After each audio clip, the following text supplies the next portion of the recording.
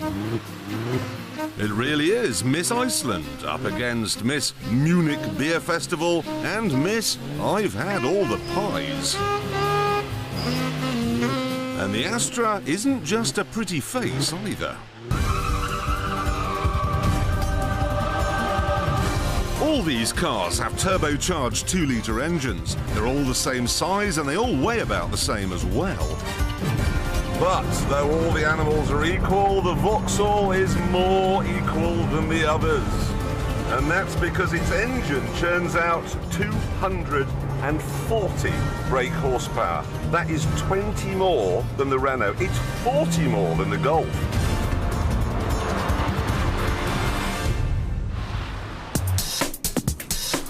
As a result, it'll hit 60 in 6 seconds.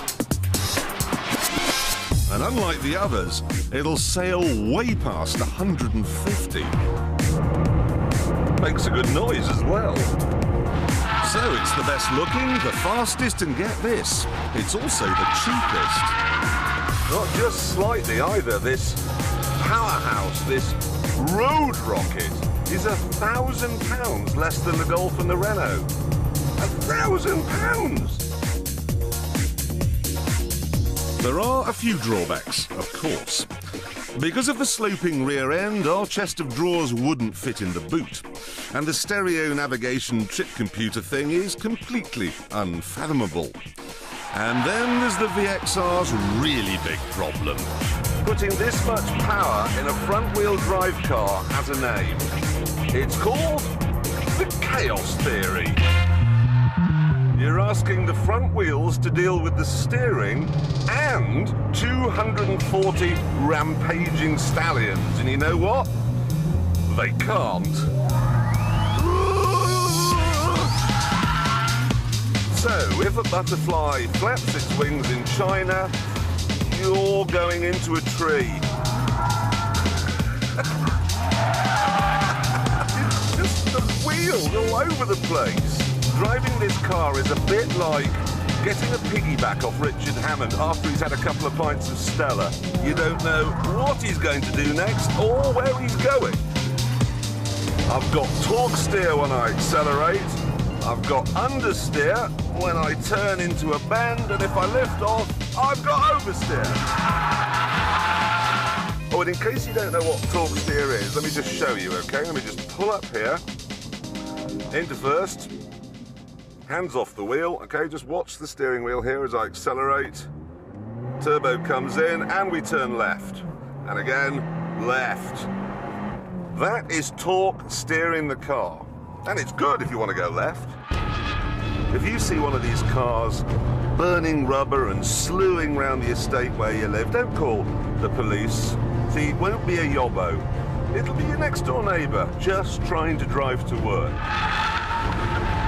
A Vauxhall and it's mad!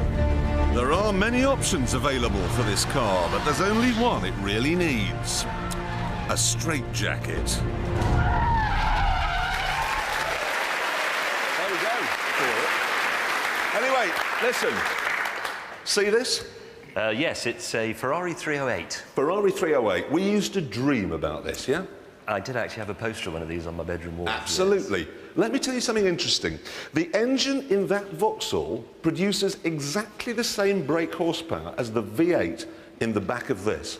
That puts it into perspective how powerful that is. That is actually, if someone had come up to me when I was 18 and said, when you're grown up, you'll be able to buy a Vauxhall with the same power as your pin-up supercar. Anyhow, we've now got to find out how fast the Vauxhall goes round our track. So we must hand it over, of course, to the tame racing driver. Some say that his voice can only be heard by cats, and that he has 2 sets of knees. All we know is he's called the Stig.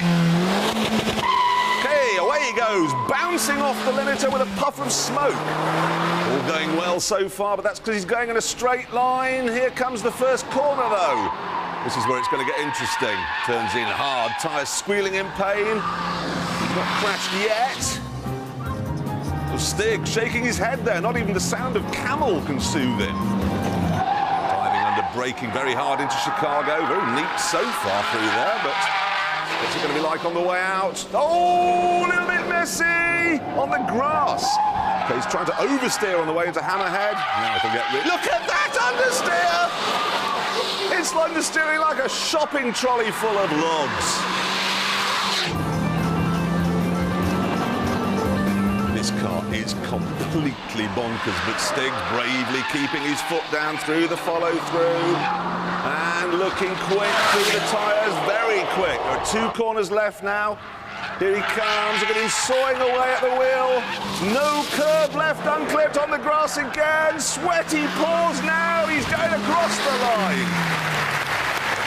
Very good driving from the Stig there, because it was potty.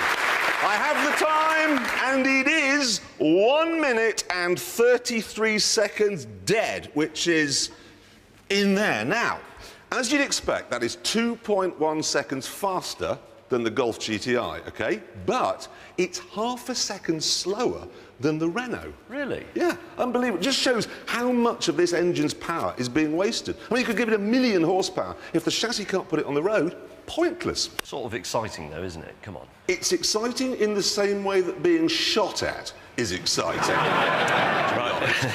OK, what about the Renault? Renault's tempting. No question about that. It's a very good car. But you know what? I'd still have the Volkswagen. I would, because it does what a hot hatchback is supposed to do. It does everything. And don't think it's boring. Who would like to see what happened when the Stig tried to get it round our track? Yes? Yes. Play the tape. Here he comes, look, it's the final corner, clips the curb, thinks he's going to understeer off, uses the handbrake, and oh no! Oh, Stiggy!